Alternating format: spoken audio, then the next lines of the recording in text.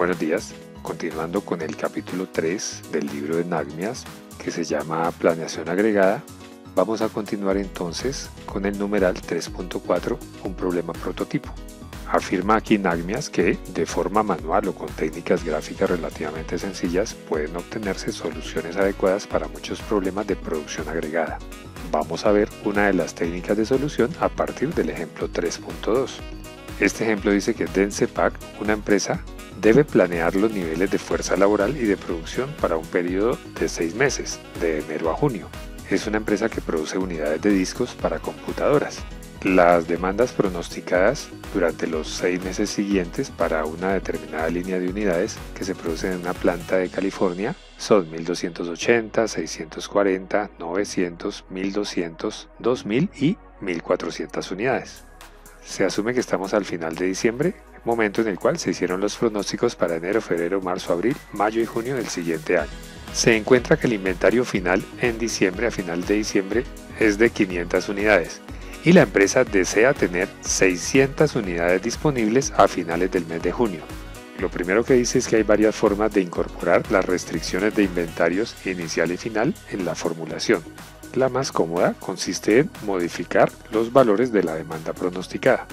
Explica que la demanda neta pronosticada en el periodo 1 se define como la demanda predicha menos el inventario inicial, es decir, la demanda pronosticada menos el inventario inicial. Además, si existe una restricción de inventario mínimo final, esa cantidad debe sumarse a la demanda en el periodo T. También se pueden manejar reservas mínimas de inventario si la demanda pronosticada se modifica. Si en cada periodo hay un inventario mínimo de reserva, esa cantidad debe sumarse a la demanda en el primer periodo. También, si en un periodo hay solo un inventario mínimo de reserva, esa cantidad debe sumarse a la demanda de ese periodo y restar la del siguiente. Sin embargo, los inventarios finales reales deben calcularse usando el patrón original de la demanda. Pero todo esto es más fácil verlo con el ejemplo. Abriendo una hoja de cálculo, la vamos a llamar ejemplo 3.2 Nagmias 2021, en donde tendríamos inicialmente una columna para mes y una para demanda pronosticada.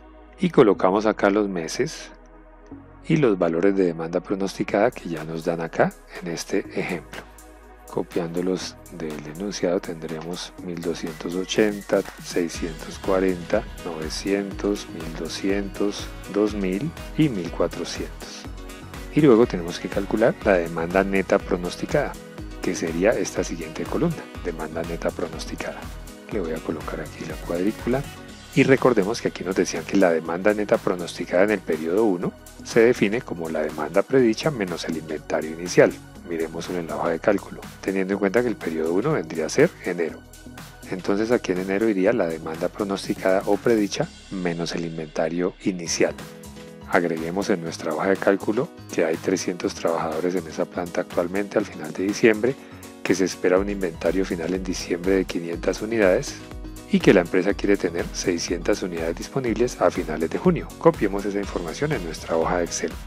Entonces, para la demanda neta pronosticada del primer periodo de enero, debemos tener en cuenta que habíamos dicho que el pronóstico es 1280, pero hay que restarle las 500 unidades que nos quedan a finales de diciembre. Por lo tanto, esto es igual a las 1280 menos las 500 unidades que nos quedan a final de diciembre. Recordemos entonces para junio, que sería el periodo T, que si existe una restricción de inventario mínimo final, esa cantidad debe sumarse a la demanda en el periodo T, o sea en junio. En junio pues para nuestro ejemplo, para este ejemplo. Como aquí nos dice que queremos tener un inventario final a junio de 600 unidades, por lo tanto entonces esto sería igual a las 1400 unidades pronosticadas más esas 600 unidades, más 600. Y la demanda neta pronosticada para febrero, marzo, abril y mayo se mantiene similar. Control C y la voy a pegar acá porque esa sí se mantiene igual que la demanda pronosticada. Voy a centrar entonces esta demanda neta pronosticada y voy a poner en negrita estos títulos. También tenemos que mostrar la demanda neta acumulada en la tabla de nuestra hoja de cálculo. Entonces aquí colocamos demanda neta acumulada, que para este primer caso sería igual al mismo dato de la demanda pronosticada aquí de enero. Para este periodo febrero, para este segundo periodo, esto sería igual a la demanda neta acumulada anterior más la demanda neta pronosticada del periodo de febrero, de ese periodo. La demanda neta acumulada para marzo sería igual a la demanda neta acumulada del periodo anterior más la demanda neta pronosticada de marzo. Lo mismo con abril, mayo y junio. Entonces voy a copiar esta fórmula para hallar los resultados. Les pongo cuadrícula y pongo en negrita esta parte. Grafiquemos esta demanda neta acumulada. Entonces podemos copiar el mes y podemos copiar la demanda neta acumulada para hacer el gráfico. Voy a centrar esto y voy a graficar la demanda neta acumulada. Insertar. Voy a buscar aquí un gráfico que me presente. Puede ser este. Aquí tenemos la demanda neta acumulada. Y le voy a trazar una línea recta desde el punto inicial hasta el punto final de este gráfico de esta forma. Voy a poner un poco más de ancho esta línea para que se vea un poco mejor. ¿Qué representa esto? No representa un plan agregado factible para Densepac. Aquí tendríamos la demanda neta acumulada. Esta sería la producción que haríamos mes a mes y el inventario estaría representado por esta área que está entre esas dos líneas. Nos recuerda aquí que un plan de producción es la especificación de los niveles de producción para cada mes. Si no se permiten faltantes, la producción acumulada debe ser como mínimo igual a la demanda acumulada en cada periodo. Por eso esta línea nos muestra un plan factible de producción. Una información adicional es que nos dice que vamos a considerar tres costos: el de contratar trabajadores, el de despedir trabajadores y el de mantener el inventario. Vamos a copiar esta información en nuestra hoja de cálculo. Entonces vamos a tener que el costo C sub H, costo de contratar un trabajador, va a ser igual a 500. El costo de despedir un trabajador es de 1000 y el costo de mantener una unidad en inventario durante un mes es de 80. Ya puedo borrar esta información que había copiado acá. Luego dice que se requiere un medio para traducir la producción agregada en unidades a niveles de fuerza de trabajo. Como no todos los meses tienen una cantidad igual de días hábiles, usaremos un día como una unidad indivisible para medir y definiremos que K va a ser el número de unidades agregadas producidas por un trabajador en un día. Para ello, en el pasado el gerente de planta observó que durante 22 días hábiles, con un nivel de fuerza de trabajo constante de 76 trabajadores, su fábrica produjo 245 unidades de disco. Esto quiere decir que en promedio la tasa de producción fueron esas 245 unidades de disco dividido entre los 22 días hábiles que el gerente observó, es decir, 11,1364 unidades por día, con los 76 trabajadores que estaban trabajando en la planta. Por lo tanto, ¿cuál fue la producción promedio de cada trabajador?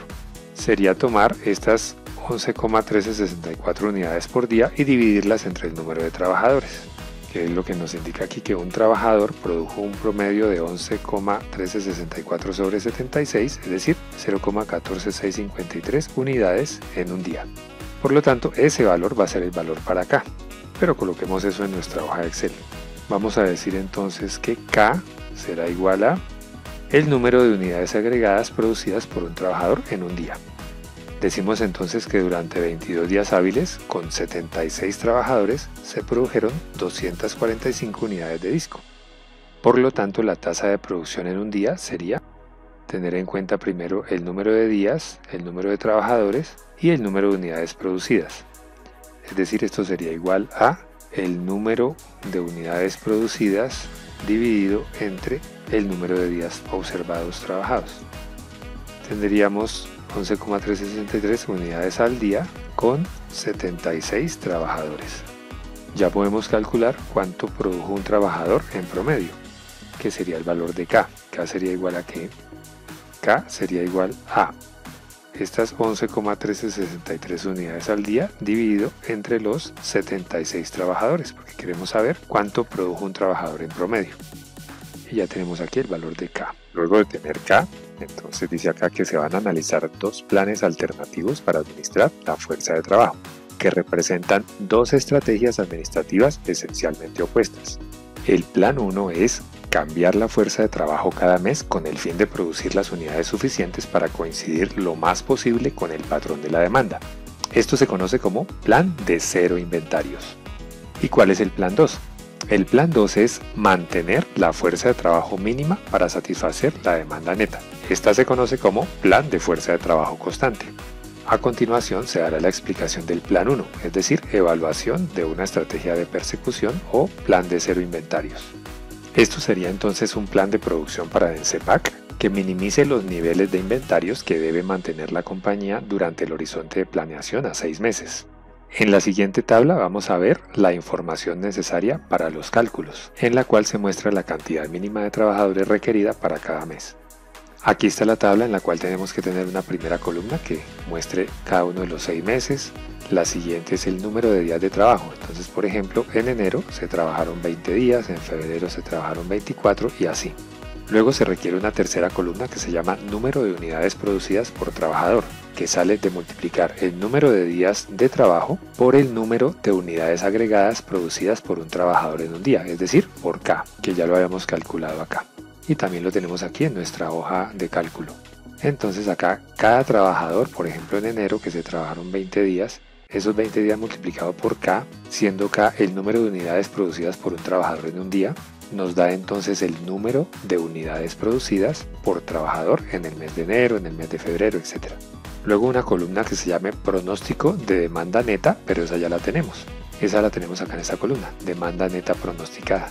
Y la última columna de esta tabla es número mínimo de trabajadores requeridos, redondeado hacia arriba el número. Entonces, por ejemplo, para el mes de enero, el número de unidades producidas por trabajador es 2,931 y el pronóstico de la demanda neta es 780. Por lo tanto, tomamos ese pronóstico de demanda neta y lo dividimos entre el número de unidades producidas por trabajador. Y de esa manera sabemos cuántos trabajadores se requieren en el mes de enero.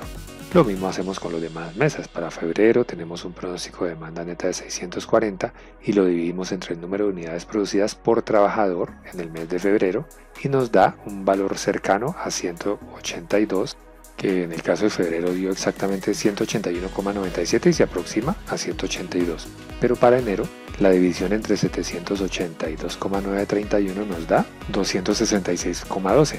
Por eso es que lo redondeamos hacia arriba y nos da 267. Hagamos eso ahora en nuestra hoja de cálculo. Entonces vamos a abrir una nueva hoja que se llame Plan Cero Inventarios.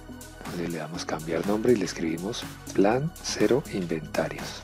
Entonces acá vamos a escribir Plan 1 igual a Plan Cero Inventarios o de persecución, número mínimo de trabajadores requerido por mes, o Plan agregado de cero inventarios. Voy a copiar de la hoja 1 esta información para tenerla disponible en la hoja 2. Control C, Control V. Listo. Y vamos a colocar estas columnas: mes, número de días de trabajo, número de unidades producidas, etc. Y voy a copiar el valor de K aquí debajo para poder utilizarlo para esta columna. ¿Por qué razón? Porque la columna del número de unidades producidas por trabajador es igual a el número de días de trabajo por esa constante K. Por lo tanto, esto sería igual a tomar B, que sería estos 20, multiplicados por el valor de K. Y cierro paréntesis. Pero de todas maneras, como quiero tener este valor de K fijo, entonces lo voy a poner aquí con signo pesos la H y con signo pesos el 15. Y ya podemos copiar esta fórmula para los demás periodos, para los demás meses. Recordemos que esta tabla se llama Cálculos Iniciales para el Plan de Cero Inventarios en Densepac. Por eso entonces lo escribimos acá, Cálculos Iniciales, lo voy a poner en negrita para que se vea mejor. Listo, ya la tenemos acá, la tabla 3.1. ¿Qué falta en esta tabla? La columna del número mínimo de trabajadores requeridos, que es D sobre C. Listo, acá ya la tenemos, número mínimo de trabajadores requeridos, en este caso para enero sería igual a el pronóstico de la demanda dividido entre el número de unidades producidas por trabajador en ese mes. Y puedo copiar esta celda porque es la misma fórmula. Pero recordemos que es el número de trabajadores requeridos, pero redondeados hacia arriba, ¿no? Entonces esa columna siguiente sería para eso. Y aquí la tenemos, número mínimo de trabajadores requeridos redondeados hacia arriba. En este caso serían 267, 182 para febrero, 342 para marzo, 315 para abril, 621 para mayo y 910 para junio. Allá quedaron redondeados hacia arriba. Y los puedo centrar si quiero y ponerle cuadrícula. Ahora, para sacar los costos, recordemos que tenemos costos de contratar y costos de despedir, entonces requeriríamos una tabla como la que sigue. Tendríamos que tener una tabla que tuviera mes, número de trabajadores, número de contrataciones, número de despidos para poder hacer el cálculo del que hablábamos ahorita, número de unidades por trabajador, número de unidades producidas, producción acumulada, demanda acumulada e inventario final, porque también tenemos un costo relacionado con mantener el inventario. Entonces esta tabla se llama plan agregado de cero inventarios para Encepac. Y vamos a colocar la información para mes, número de trabajadores, que es lo que ya tenemos. Entonces sabemos que para el número de trabajadores, número mínimo requerido son estos de acá, control C, y los vamos a copiar acá. Es el número de trabajadores que necesitamos, que fue el resultado de la tabla anterior, ¿no? De la tabla 3,1. Entonces para enero, ¿qué hay? ¿Contrataciones o despidos? Ya teníamos acá una información que a finales de diciembre teníamos 300 trabajadores. Por lo tanto, si necesitamos solo 267, necesitamos menos trabajadores, hay que despedir. ¿Y cuántos hay que despedir? Bueno, hay que despedir 300 menos los que se necesitan realmente para ese mes. Por lo tanto, hay que despedir 33 trabajadores en el mes de enero. Entonces ya no tengo 300 sino 267. En febrero necesito 182 y tengo 267. También debo despedir. ¿Cuántos? Pues esos 267 menos los 182 que tengo acá. Entonces debo despedir 85 trabajadores en el mes de febrero. Para marzo necesito 342, pero solamente tengo 182. Por lo tanto necesito contratar. ¿Cuántos necesito contratar? La diferencia de los que necesito menos los que traigo del mes anterior, que sería en este caso 160 trabajadores. ¿Qué pasa para abril? Necesito para abril 315, pero traigo 342, o sea, entre comillas me sobran, por lo tanto tengo que despedir. ¿Cuántos despido? Pues de los 342 menos 315 debo despedir 27 trabajadores en el mes de abril. Para mayo necesito 621 y tengo 315 de abril, por lo tanto necesito contratar. ¿Cuántos necesito contratar? Pues tomo los 621 menos estos 315 que ya tengo del mes anterior y debo contratar 306. Y para el mes de junio tengo 621 y necesito 910, por lo tanto debo contratar, ¿cierto? Entonces, ¿cuántos debo contratar? Debo contratar 910 menos los que ya tengo, los que ya traigo de mayo. Entonces necesito contratar 289 trabajadores en el mes de junio. Luego tengo que tener la columna del número de unidades por trabajador, es decir, el número de unidades producidas por trabajador por mes sería esta columna. Pero esa información de acá ya la tenemos aquí en la tabla anterior. Número de unidades producidas por trabajador por mes sería esto, control C, y voy a pegarlo acá. Y voy a dejarlo solamente con 4 decimales. Listo. Para la siguiente columna, número de unidades producidas cada mes, esto lo hallo multiplicando el número de trabajadores por el número de unidades producidas por trabajador por mes. Por lo tanto, para enero tendría lo siguiente, que esto es igual a los 267 trabajadores que tengo en enero multiplicado por el número de unidades producidas por trabajador por mes. Y ahí tengo el resultado. Y esto lo puedo copiar aquí hacia abajo. Y voy a dejarlo sin decimales porque estamos hablando de unidades, por lo tanto necesitamos tener cantidades completas. Luego viene la columna de producción acumulada. En el caso de enero, pues tenemos la misma cantidad de enero que tenemos acá.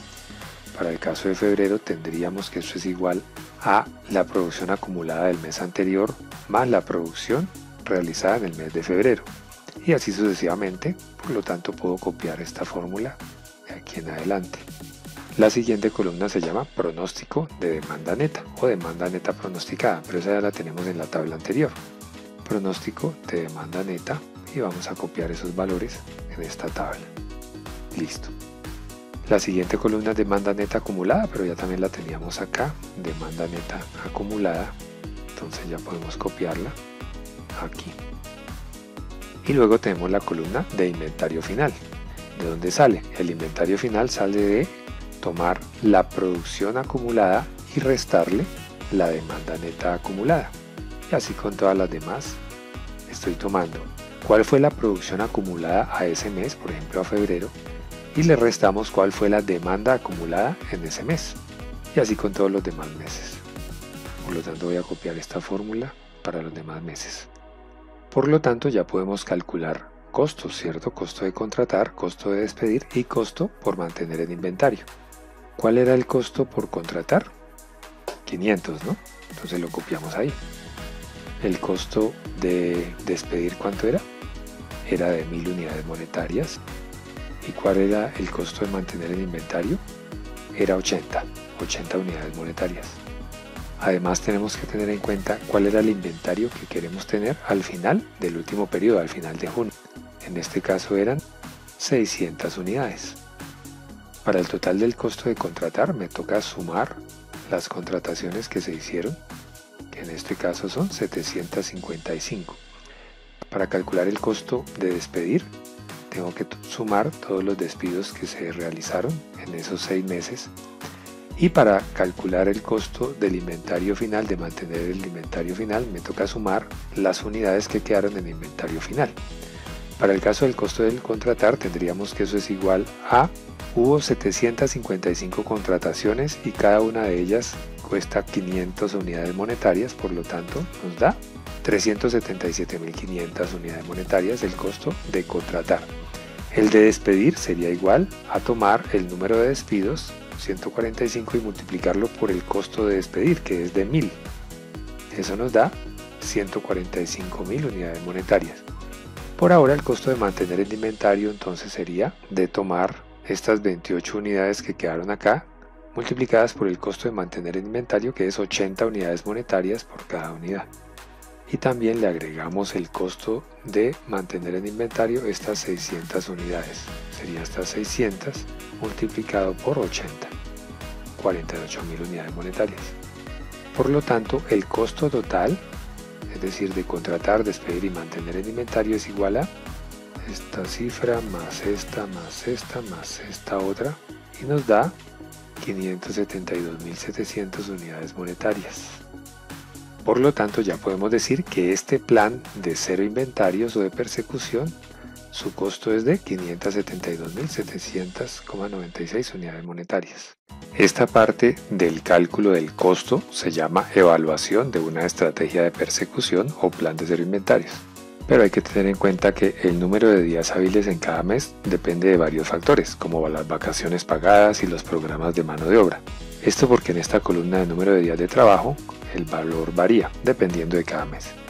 Esta fue la tabla 3.2, la que presentamos hace un momento para poder hallar los costos de la estrategia de persecución, también denominado plan agregado de cero inventarios, en la cual para hallarle el número de unidades producidas utilizamos esta fórmula que está acá y pudimos encontrar el costo total de este plan de producción, que es este de 572.700,96 unidades monetarias, compuesto por el costo total de contratar, despedir y mantener, agregándole el costo por mantener el inventario final de las 600 unidades. Pero aclarando que el inventario inicial de 500 unidades no entra en los cálculos de los costos porque desaparecerá durante el mes de enero, es decir, esas 500 unidades se venden en el mes de enero.